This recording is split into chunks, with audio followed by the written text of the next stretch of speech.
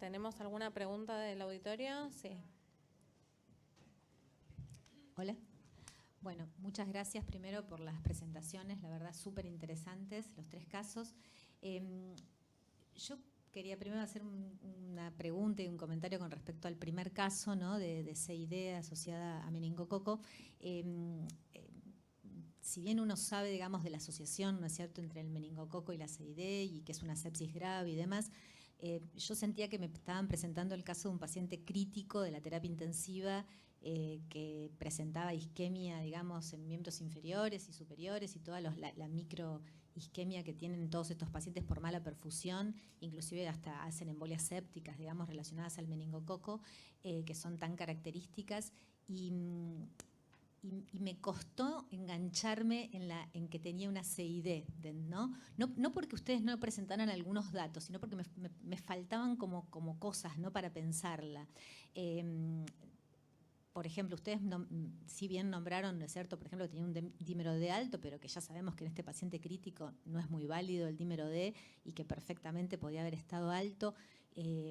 Tenía un APTT sí prolongado y un tiempo de protrombina prolongado que en un paciente crítico y con falla multiorgánica era probable que tuviera déficit de factores de la coagulación.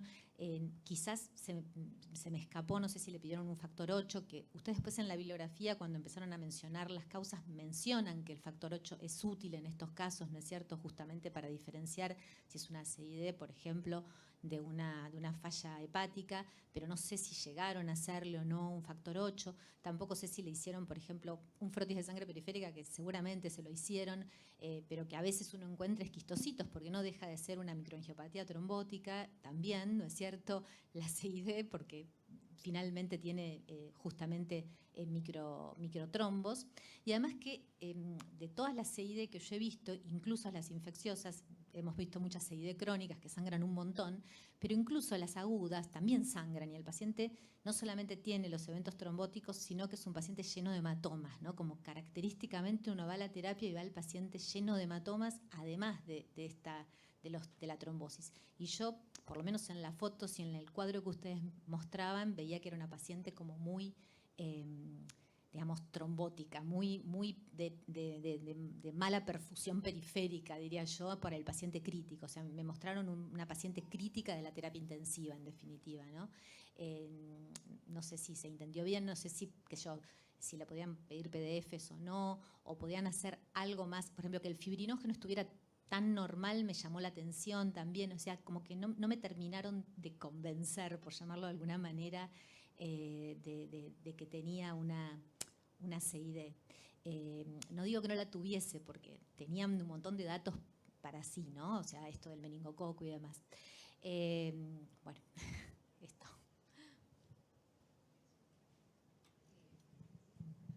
¿Le agregaron algo más de laboratorio? Lo que nos parecía interesante, aparte de este caso, es que en general es un cuadro que se puede presentar en cualquier guardia, porque digo, no todos los residentes van a acceder, digamos, al laboratorio de hemostasia, pero sí nos encontramos quizás en la guardia con esto. ¿Le pasas a la doctora? ¿Cómo están? Bueno, de nuevo felicito también a todos por los casos interesantes. Tiene que ver también con este caso mi pregunta.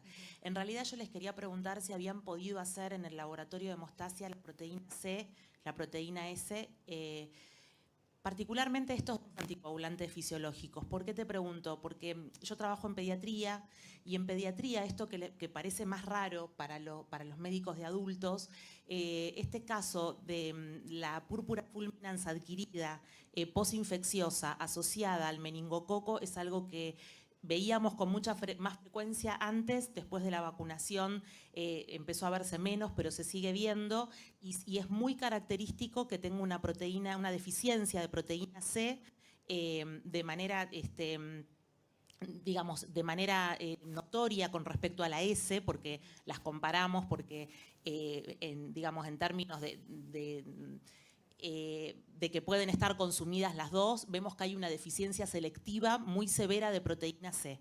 Y cambia mucho la terapéutica porque estos pacientes que hacen esas necrosis de las extremidades, cambia mucho digamos, la indicación terapéutica si uno puede corroborar que tiene una deficiencia de proteína C, porque bueno, obviamente puede darle un concentrado o plasma fresco, si no tenemos un concentrado, plasma fresco por lo menos. Pero bueno, quería preguntarle si lo habían podido hacer. Nosotros tenemos como dos tipos de estas púrpuras fúlminas, las que están asociadas a Neisseria meningitidis, que tienen esa deficiencia selectiva muy notoria, con niveles de menos del 1% de proteína C, y las que están asociadas a todo lo que tenga que ver con los virus de la familia de la varicela, que tienen los anticuerpos antiproteína S con deficiencias selectivas de proteína S. Quería saber si lo pudieron hacer. Y vienen, obviamente todos tienen un cuadro de CID, ¿no? Acompañan la CID a esas deficiencias selectivas.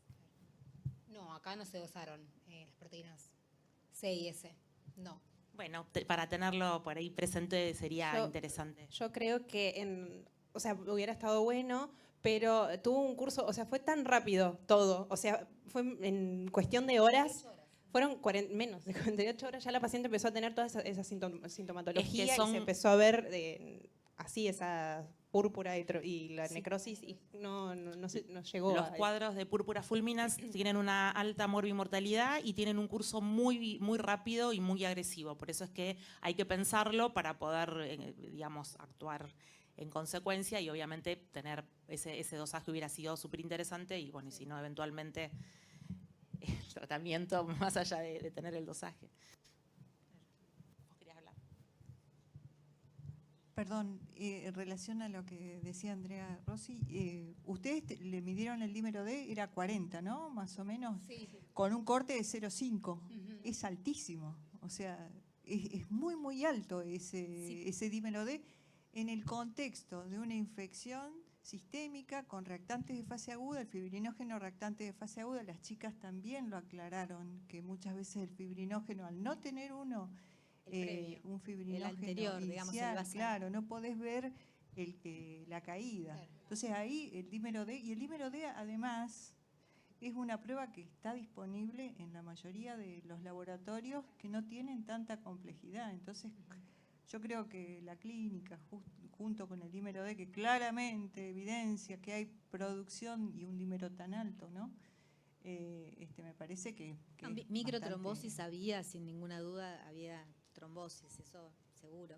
Y bueno, y con respecto al último caso también, que me resultó también, todos me resultaban interesantes, pero una aclaración que me parece que por ahí es válida, estos casos de PTI y síndrome antifosfolípido, ¿no es cierto?, son un desafío en el momento que uno los tiene que anticoagular, ¿no? Porque los pacientes están plaquetopénicos y, por ejemplo, están con un tromboembolismo de pulmón. Y los TPO miméticos, que nosotros ahora estamos tan, digamos, acostumbrados a darlos casi como segunda, digamos, línea después del corticoide, los tienen contraindicados estos pacientes. Entonces, un poco quería como remarcar este tema de la contraindicación de los TPO miméticos, que si bien forman parte del tratamiento de la PTI, no estarían indicados en los pacientes que tienen síndrome antifosfolípido y que entonces uno no los puede tener como una opción terapéutica, ¿no? No digo que ustedes lo hayan hecho, ustedes le dieron otra cosa a los pacientes, pero quería remarcarlo porque como formó parte un poco del tratamiento de la PTI, parecía que por ahí se podía llegar a pensar que era una opción terapéutica. Lamentablemente son un desafío, a veces uno les tiene que dar corticoides a dosis bajitas como para tratar de mantenerle las plaquetas ahí peri 80.000 y son un problema, pero bueno, todos tenemos de estos pacientes, ¿no?, que trombosan y casi sangran porque también tienen algún otro factor para sangrar. Y bueno, nada, eso. ¿Alguna otra consulta? ¿Comentario? Sí. Bueno, más de decir que las tres presentaciones me parecieron excelentes.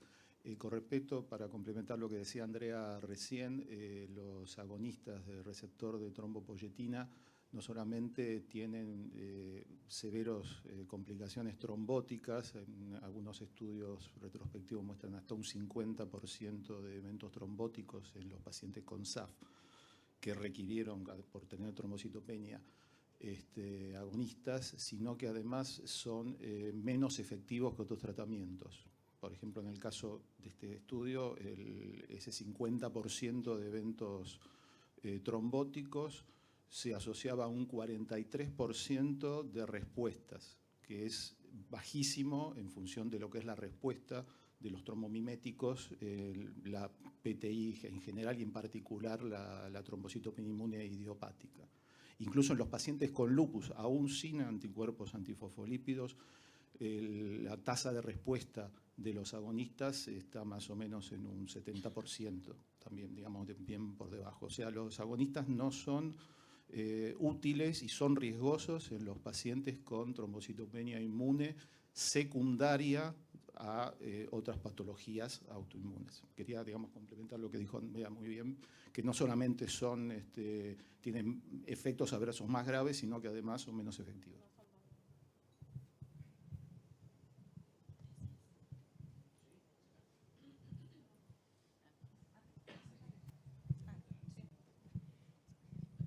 Ahí está.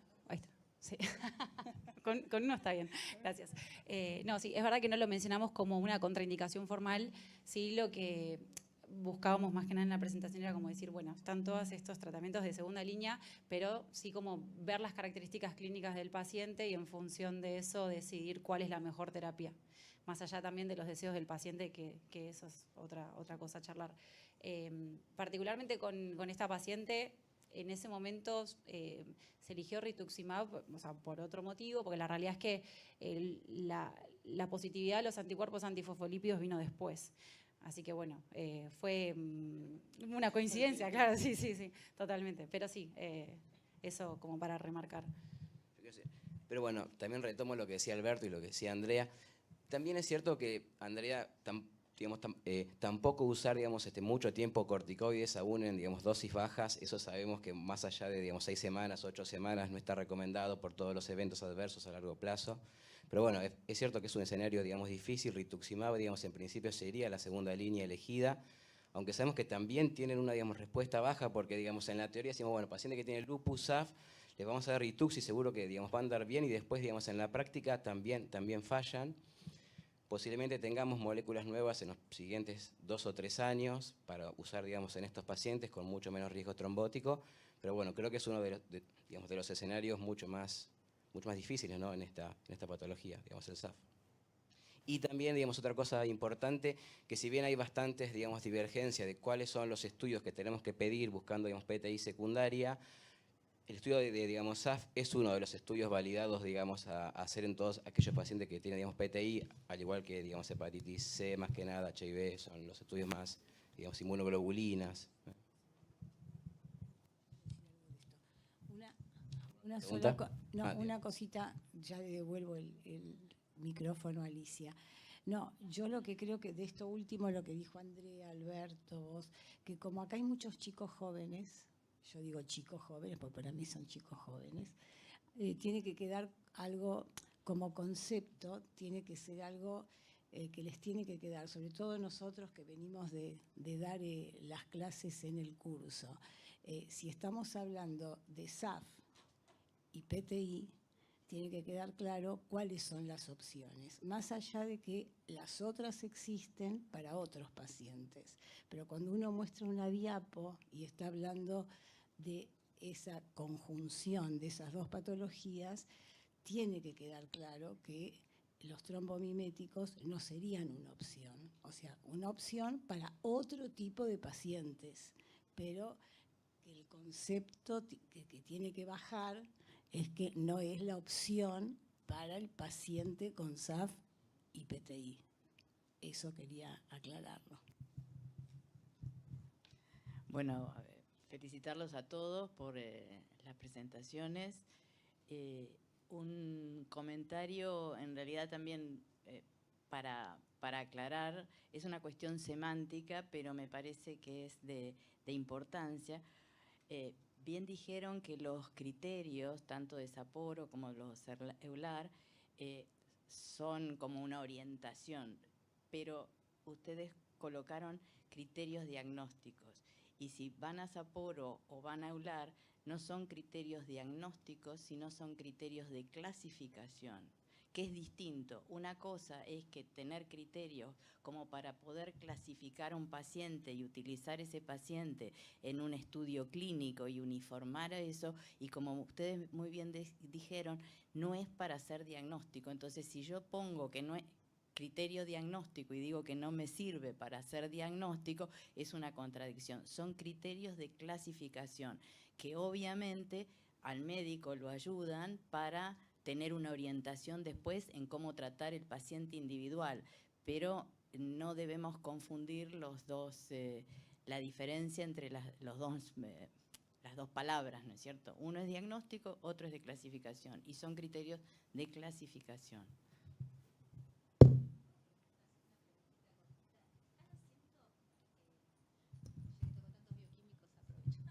IgG asociada a plaquetas, la están haciendo como porque justamente una de las cosas que remarcaron es lo que nos cuesta a veces hacer un diagnóstico y empezamos a pensar en las causas de plaquetopenia y empezamos a meternos en un montón de cosas y es por descarte. Los que hacemos adultos nos cuesta a veces hacer el diagnóstico de poner el gancho justo de PTI. Decimos, ¿y por qué tengo la plaquetopenia? Y debe ser una plaquetopenia inmune, decimos nosotros, ¿no? Pero a veces nos cuesta, ¿no? Esto era un caso como muy florido, pero a veces es el 100.000 plaquetas, el 80.000, ¿no? Que no tiene ninguna otra cosa. ¿Están haciendo? Bueno, yo particularmente en la academia sí, pero hacemos una técnica que es identificar cuántas IgG o cuánta IgM está pegada a la plaqueta sin especificar el tipo de anticuerpo, o sea, el tipo de especificidad del anticuerpo. Es ver si tiene más IgG o más IgM. Eso es por citometría. Sí, es por citometría. Es una marcación directa sobre las plaquetas del paciente y si no tiene muchas plaquetas, en general siempre se puede preparar un concentrado plaquetario para pasarlo por el citómetro, pero también se puede hacer la prueba indirecta con el plasma del paciente utilizando plaquetas normales como para hacer la prueba. Pero bueno, no es mucha o sea, es baja la frecuencia de identificación de los anticuerpos por esa metodología en las trombocitopenias inmunes. Sobre todo porque hay muchas que son mediadas por anticuerpos anti-GP1B alfa, y ahí el mecanismo es de sialilación más que y acortamiento de la vida media por pérdida de ácido siálico de la membrana de la plaqueta que por un mecanismo inmunomediado directamente por el anticuerpo. Entonces, al perderse parte de la especificidad del anticuerpo, no se detectan anticuerpos. Hay unas pruebas para hacer que son ELISA, que tienen las glicoproteínas inmovilizadas sobre la plaquita de poliestireno, y ahí sí se pueden detectar los anticuerpos, identificando cuál es el epitope que está reconociendo, si es el complejo 2B3A, 1B95, GP6, pero no están disponibles en el país, ¿no? Así que sigue siendo, como dijeron las chicas, un diagnóstico de exclusión. Sí, en el hospital italiano también, digamos, se hace, pero lo hace hemoterapia con citometría de flujo. Puede, digamos, diferenciar si son antígenos HLA, si son contraantígenos HLA, contraantígenos HPA. No puede, digamos, diferenciar el tipo de proteína. Y bueno, lo usamos realmente, digamos, cada tanto. O sea, cuando hay mucha duda, digamos, diagnóstica, lo pedimos, pero tienen una sensibilidad muy baja, 50%. Sabemos que la, digamos, PTI tiene un componente, puede ser, digamos, humoral, celular, así que realmente, digamos, que dé negativo no descarta. Y bueno, lo usamos realmente muy cada tanto. Yo trato de ser, digamos, en eso restrictivo, porque si no, bueno, es un estudio, digamos, complejo de hacer y estamos tratando de ser restrictivos con eso. Gracias.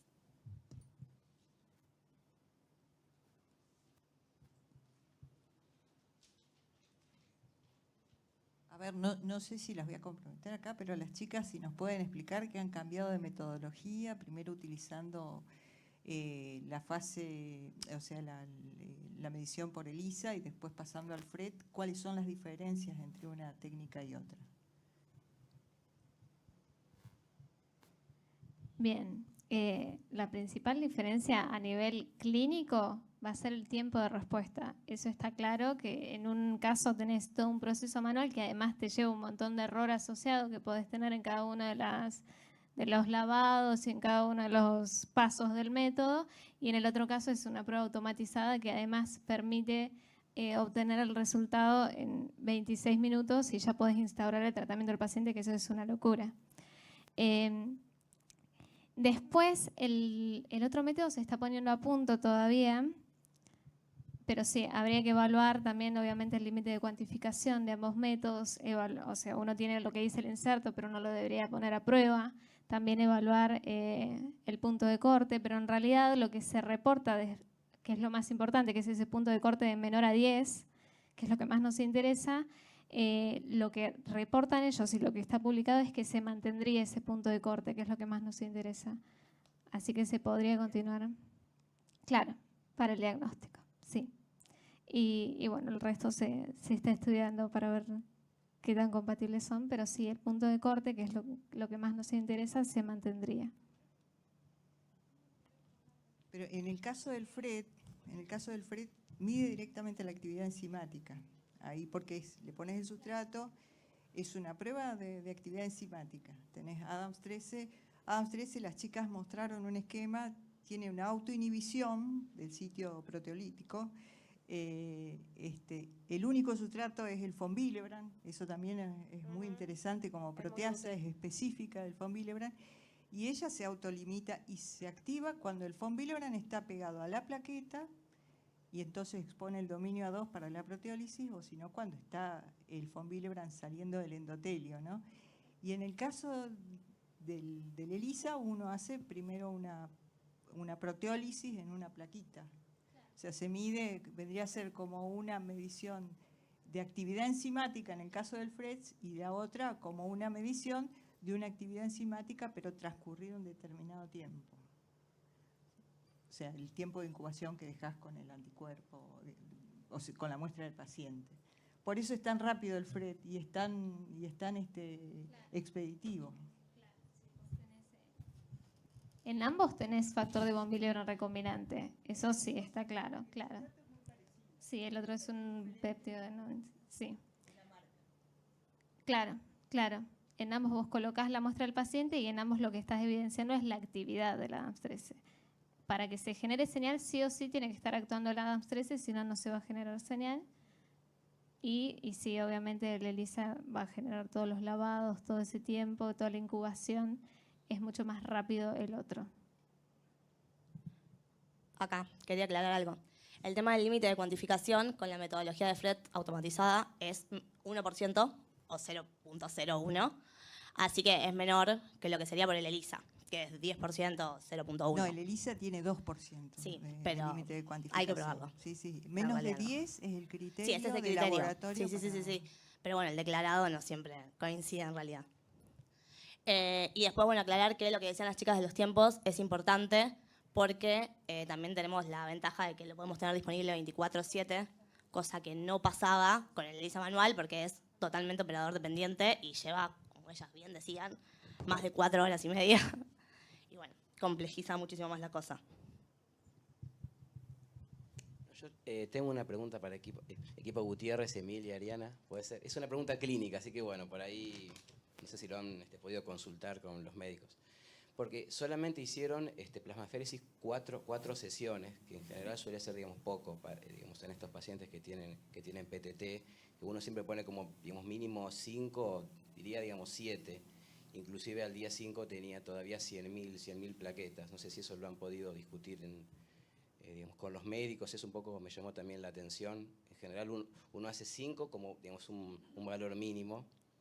Bueno, eso como algo, digamos, clínico. No sé si lo han podido preguntar. La verdad que no. Eso te lo debo. Sabemos que hicieron esas 4 ciclos de plasmaféresis de recambio plasmático en 4 días seguidos. También se hizo rituximab semanalmente, también se hicieron 4 dosis y se hicieron los pulsos de metilprednisolona, que después se cambió a meprednisona y después se fue haciendo el descenso, ya cuando estaba el paciente en remisión, se le fue haciendo el descenso de los corticoides y se pasó a la satioprina por el tema del tratamiento extendido con corticoides, ¿no? Pero sí no te sé responder bien lo del tema de las plasmaféresis y porque fueron solo 4. Igualmente anduvo bien, pero bueno, eso me llamó la atención. Sí, anduvo bien y sigue bien, por suerte.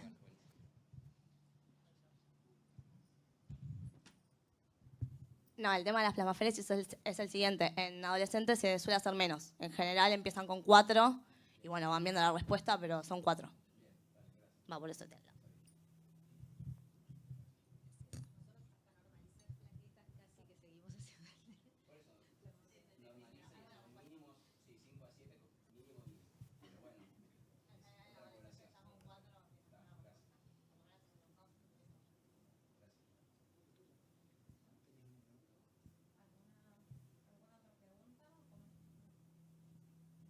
¿Alguna otra pregunta? ¿Comentario? Hay tiempo para media pregunta más. O algún aporte que fue muy valioso. Bueno, sí, les agradecemos a todos por haber participado.